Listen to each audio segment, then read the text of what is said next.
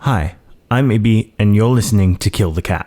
On this episode of Marvel Madness, we're looking at how WandaVision blends a decade-hopping sitcom with the classic superhero genre we've come to expect, connecting it all to theme and character. Spoilers ahead for WandaVision and Infinity War, but otherwise, enjoy the episode.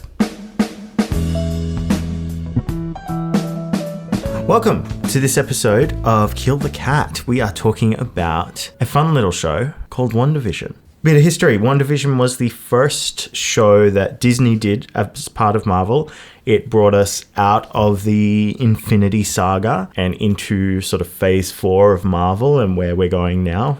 After a year of no Marvel content due to COVID. They didn't really plan that, I believe, but it worked out for them. Yeah. I think it was nice to have a bit of a break before we got, an entirely new era of Marvel, starting with WandaVision. Yeah, and WandaVision, especially in those first few weeks, felt very experimental because all of a sudden we'd gone away from the classic superhero genre and the classic Marvel style and into this show that was characters we knew, but not like this. No, suddenly in a 50s sitcom. Yeah, and if you're going to pick two characters out of the MCU to do like an experimental comedy, I don't think either Wanda or Vision would come to mind. I feel like for an experimental show, maybe, you might bring Wanda in. But yeah, it feels weird. And I know this has been out now for a year and a half. Hopefully, if you're listening to this, you've seen the whole show, so spoilers won't bother you. But now we know about, the Hex and Agatha Harkness. But going back through my notes, it was nice to remember what it was like watching this the first time, where, you go straight into a full 20-minute black and white 50s sitcom episode with one extremely creepy scene near the end where it goes Twilight Zone. Yeah. And just sitting back and be like, what did we just watch? What is going on? All the fan theories, Mephisto. Yeah, it was incredible. But we wanted to talk, obviously, because the show does blend genre, we wanted to talk about how does it do that? How do you blend two very different genres, sitcoms and superheroes? I think for me, when I think about superhero films, it's a weird sort of, there's enough of it now that it is kind of its own genre, and even Marvel could be its own genre because that feels very different to a lot of what DC is doing and a lot of what other superhero films have been. Like current Marvel doesn't feel the same as like the X-Men films and that kind of thing, even though they are technically Marvel. And there's styles and storylines that we expect from Marvel, but it's something that still needs to go with another genre. So it's almost like the superhero film in itself is like a genre blend or like a secondary genre, if that makes sense. Yeah, because you think about other Marvel movies, this is not the first, I guess, if we're going to call superhero movies a genre for now, it's not the first blended Marvel properly. Ant-Man is a heist movie, The Winter Soldier is a political thriller, Guardians of the Galaxy is a space opera, but this is, and there are also superhero sitcoms. There was the one, there's Powerless, which I believe is DC, but this is not a sitcom doing superhero things. It really is two genres kind of fighting for attention. And there are very strong character and thematic reasons for that happening. Yeah. Which is, I think, is what makes the show so unique. The show starts sort of in this idyllic 50s sitcom and then moves into more modern sitcoms based on things like Modern Family, that kind of thing. And the sitcoms are really a representation of Wanda's processing basically her grief at the fact that she has lost the opportunity to live a life with Vision, who she loved. I find the choice of genres to be really interesting because the 1950s sitcoms were like the marriage was assumed and you didn't really deal with anything real, so to say. It was like, oh, we've got to host, our boss around for dinner to get the promotion.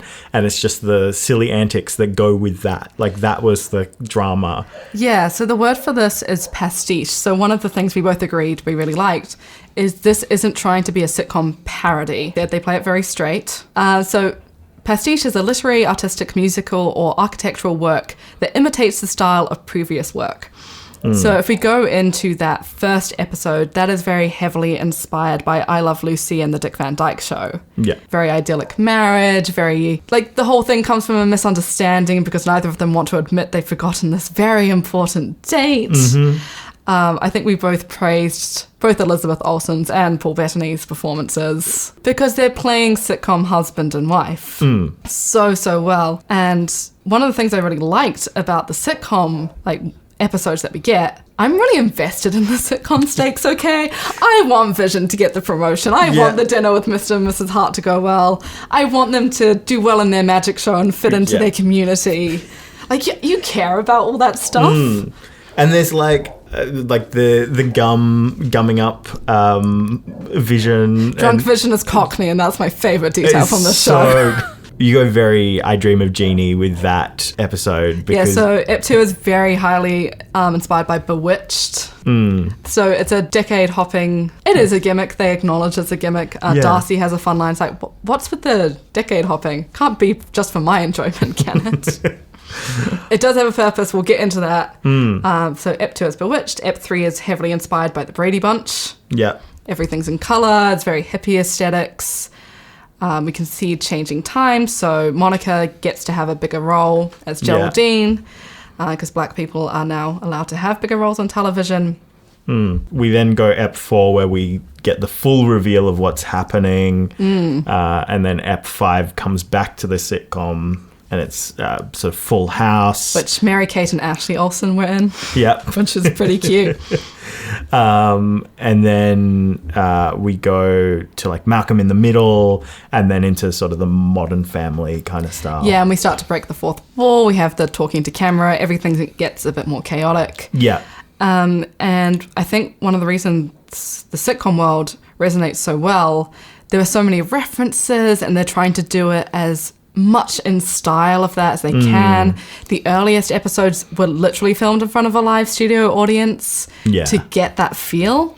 Yeah, and they all feel like episodes of real shows that are being interrupted by Sword and the superhero stuff creeping in and Wanda's delusions breaking. One of the things that really stands out is how well they knew each of the genres that they did.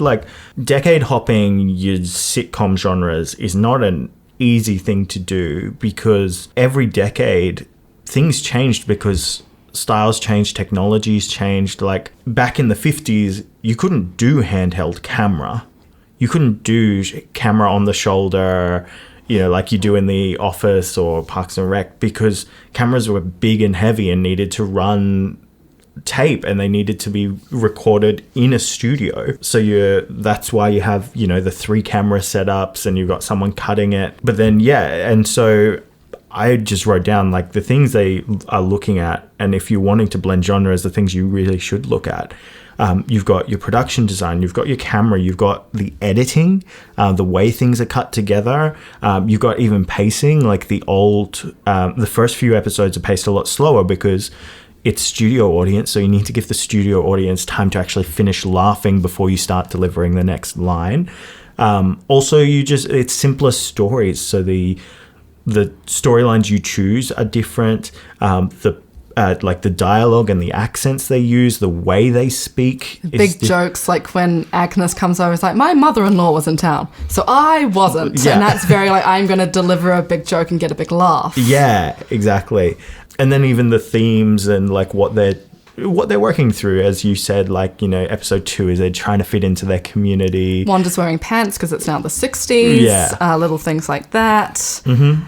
And then sexism, and it's, like I said, the black character gets a bigger role in the 70s, and then we move into things like Malcolm in the Middle and Modern Family. Yeah, where family life is just acknowledged to be a bit more chaotic, and you're dealing with the more personal issues throughout that. And Wanda's having a breakdown in the Modern Family episode. Mondays, am I right? Yes, Wanda. All our Mondays look like that. But Vision's starting to figure out what's going on. They're starting to fight. Yeah. The kids, Wanda can't control them. Yeah. Pietro's around. Yeah, having that chaotic uncle come in for the Malcolm in the Middle. I really loved the Malcolm in the Middle episode. From the very first shot of that episode, I was like, oh, this is Malcolm in the Middle. And they just, I don't know, that show, I've been seeing a lot of clips of it on TikTok recently, and I'm like, that show was a gem. I remember that show. That was a good show. Good show. Actually, and then thinking of Bryan Cranston now in Like Breaking Bad. In Breaking Bad. I'm like, wow. When he got that role, I was like, really? The dad from Malcolm in the Middle is going to be a drug dealer? Yeah. What? One of my favourite scenes, this was the third time I'd seen it through, is actually that scene where they come down in like the bad Halloween costumes of themselves. Yeah. And there's like a really creepy thing going on of like the sitcom stuff is happening, but now Vision is self-aware. Yeah. And he's snapping back and forth between like, this was the only thing in my wardrobe when I got up this morning, to, I know you have a thing for Mexican wrestlers, darling. Like, and then they have a bit of a fight because Vision's not going along with her storylines. Yeah. And she's like, that's fine. Tension. And he's like, I'm off to fight crime, and strikes like a silly pose and leaves. It's very off-putting. Yeah. Vision's whole reveal throughout is really well done in that way. Like, he slowly starts to break through bits and like, did you not just see what happened there? Like when Agatha is like, do you want me to retake that? And He walks out and Herb's just cutting through a wall. Yeah. Yeah. It's a bit Truman Show. It is a bit. Yeah, that's a... If this was told from Vision's POV, this would be super creepy. Like, and you could go full Truman Show yeah. with that. And I think, because in the middle, I really do think they're trying to sell us that Wanda's the villain. I feel like they have to go to that extreme. Like, they're kind of selling, like, she is controlling all of this. This is her fault. And then we kind of come back to that and be like, no, it was an accident. It was grief. I also like how morally grey this show is. And we get, like, a morally grey female protagonist. Well, you get the great scene where, like, she's facing Agatha and everyone, and she, like, breaks the spell on everyone. And suddenly they're all just, like, coming to her, and she's, like, she's horrified at what she's actually done. But she's now having to face that fully rather than in just the snippets that you get through the sitcom episodes. Because in the beginning, they're selling it that she's not doing it. When Jimmy calls through, he's asking, who's doing this to you, Wanda? Yeah. They assume she's a victim. And he gets to season 5, and they're like, we think she might actually be the victimizer. And then Monica's coming back, was like, if she's the problem, she has to be the solution. Yeah. Because she's lost her mom, and this show is about grief and trauma. And like we said, as things get more complicated for everyone, more of the superhero plotline is coming in, and Less of the sitcom. Yeah. So whenever I think about genre blending, I think in the past I've always thought about, we talked in our John Wick episode about the idea of John Wick being a fantasy, wearing the costume of an action film.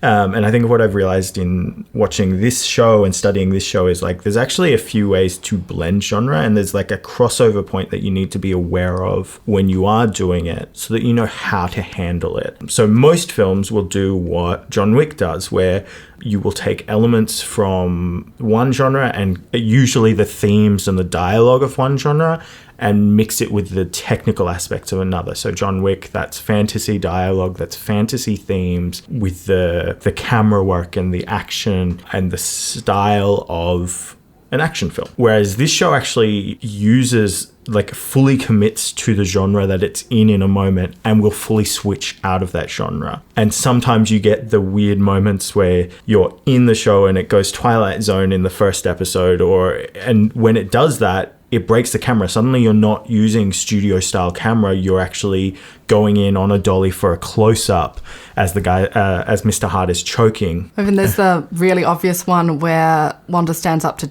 Geraldine/Monica and the aspect ratio changes as you're watching the screen, which I thought was so cool. Yeah. They did a lot of really good aspect ratio changes in the show. They used that really well. But it's exactly stuff like that where, because the genre is a part of the grief and is a part of the story, it's being fully acknowledged, and so the changes in genres are then big, distinct changes. You know when you've moved from one thing to the other thing, but you may not be doing that if you're blending genres. You may also be doing the thing where you've got tones and themes from one and production elements from another. So I think that, like, there is that capacity as well when you're doing blended genre. Yeah, so going through the different sitcoms and the decade hopping, it's showing Wanda's development as she goes through the show.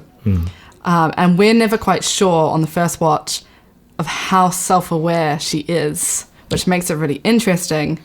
And then we get episode 8, which is just a episode going through Wanda's trauma. So yes, it is about losing Vision and like not only losing the love of her life, but losing him in a really traumatic way. Yeah. Twice in a row. Basically, she sacrifices him so Thanos doesn't get the Infinity Stone in his head. And then Thanos just brings him back to life and kills him. And then we get to see all her other trauma, which includes her parents being killed by a Stark Industries weapon and her being trapped under the rubble with her brother. I think it was for two days. Yeah. Just waiting to die. Going through Hydra, losing Pietro. I'm sorry, my accent is warping his name. They say it like Pietro. Like, they really... Pietro. Pietro. And then we get Fight Me, the best line in any Marvel property, which is, what is grief if not love persevering? What is beef if not cow persevering? That's the line, right? Yeah, that's totally the line. No, that was in an interview, didn't Paul? That's a view he made. I thought you were just being cute. No. He was talking about like a burger or something. I also liked how he kind of trolled audiences by saying that this show gave him an opportunity to work with an actor he'd wanted to work with for such a long time. And I do really like, though, that Vision versus Vision fight is a conversation. Yes, I really... Yeah, that was cool. Like the ship of Theseus is like, like everyone's heard of it.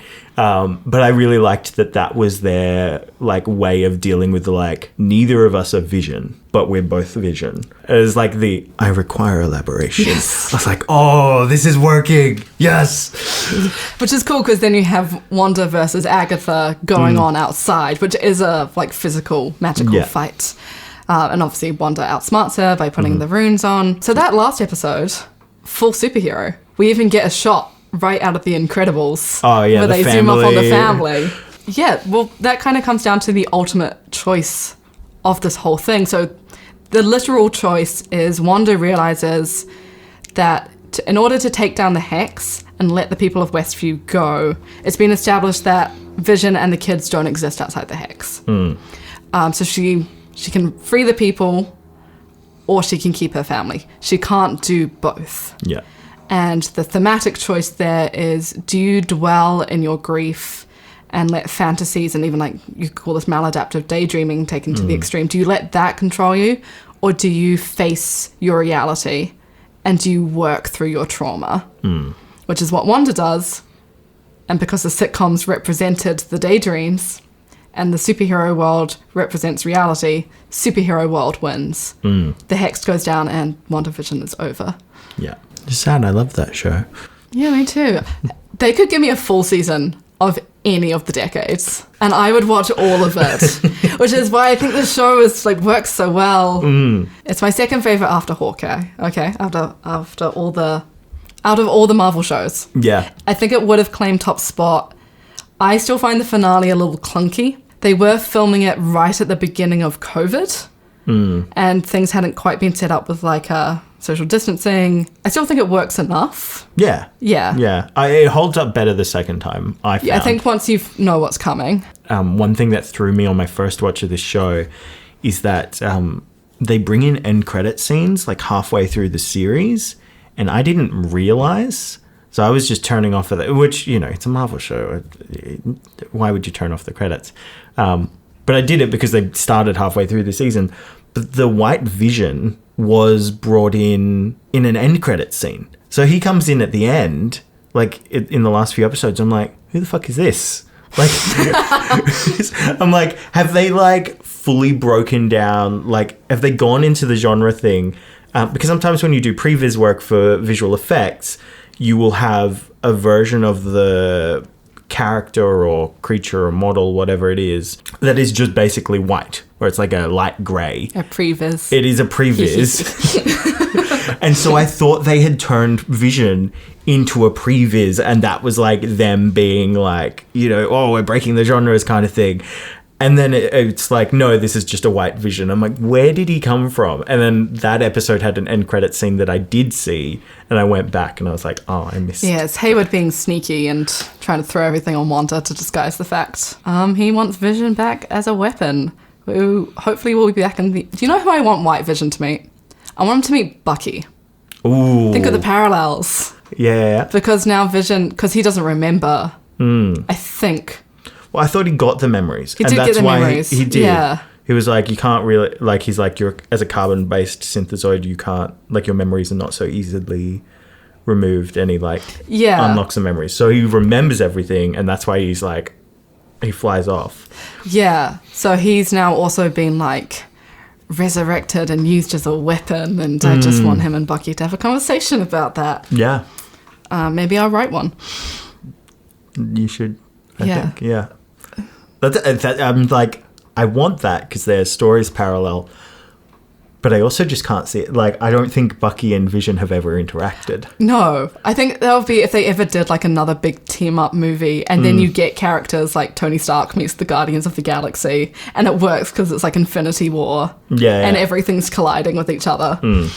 I am curious to see what the next big team up movie is going to be. I think there's going to be like a young Avengers, surely. Because we've got... I mean, we've got Sam Wilson, we've got Kate Bishop, we've got Yelena. We've now got Kamala Khan. Yeah. We're about to get a new Hulk. Mm-hmm. Which is interesting. Because we still have the old Hulk, though. We do, yes. Do you think they're going to redo the visual effects for new She-Hulk? I hope so. I hope so. Tatiana Maslany deserves better. Yeah. Another really fun thing this does is it puts adverts in the sitcom episodes. Yes. Oh, I'd almost forgotten about that. But yes, no, the adverts. With the Stark Industries Toaster 2000, I was like, is that a reference to some of the fandom refers to Vision as a toaster? I don't know where that came from. But I did wonder if, like, that's why it's the Stark 2000s toaster. Yeah. Yeah. I really like Vision, okay? I feel like some people are like, I don't understand. They should have just killed him in Infinity War because he's just like, and I'm like, I always liked Vision. I always liked Wanda, but they were kind of like, you know, smaller characters. Totally. I thought the romance was cute. Infinity War was really sad. That's an intense scene. It's a very intense scene if you watch it post WandaVision, by the way. Oh.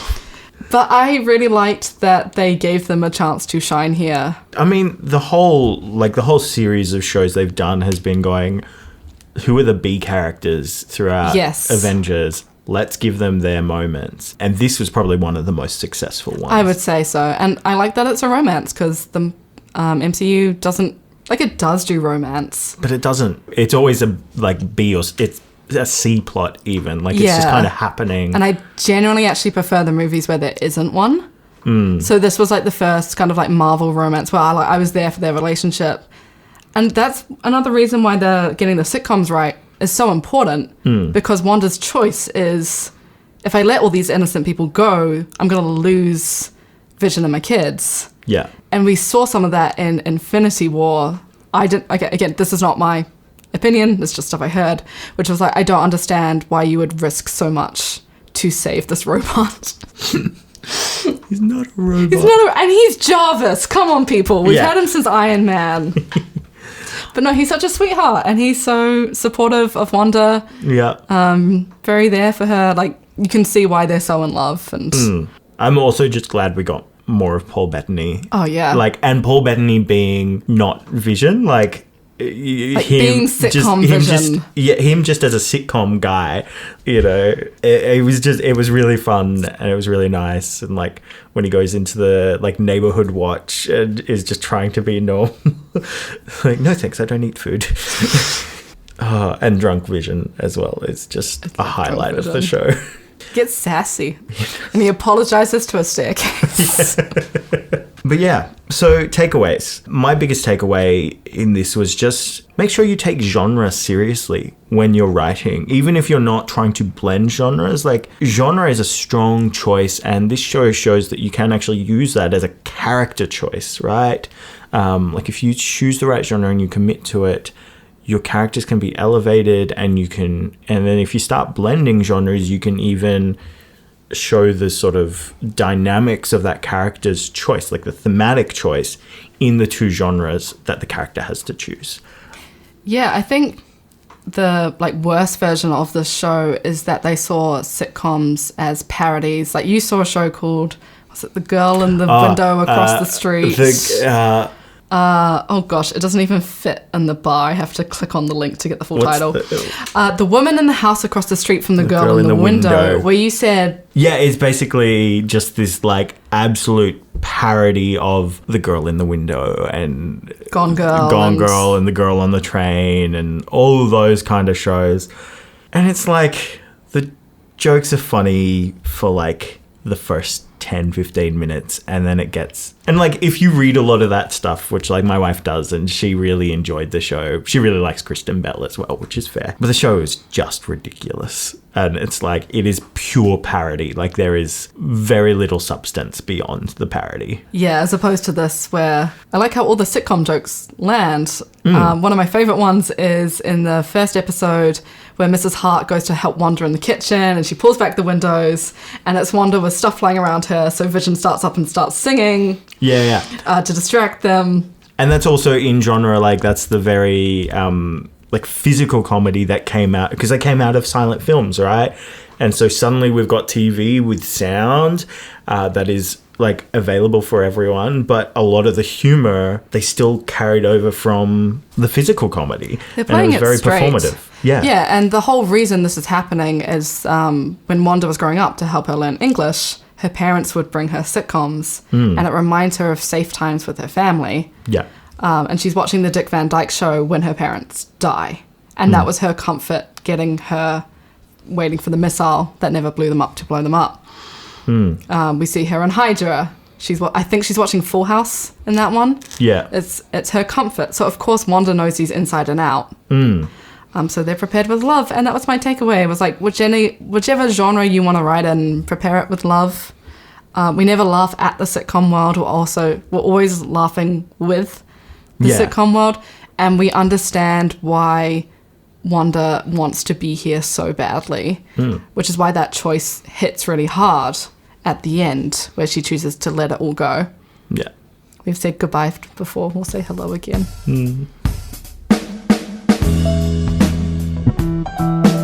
Thanks for tuning in to this episode of Kill the Cat. If you'd like to keep up to date with the show, you can subscribe on your platform of choice.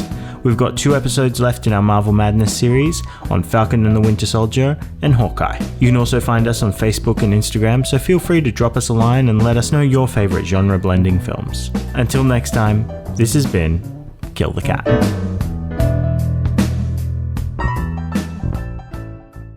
Do you want me to take that again?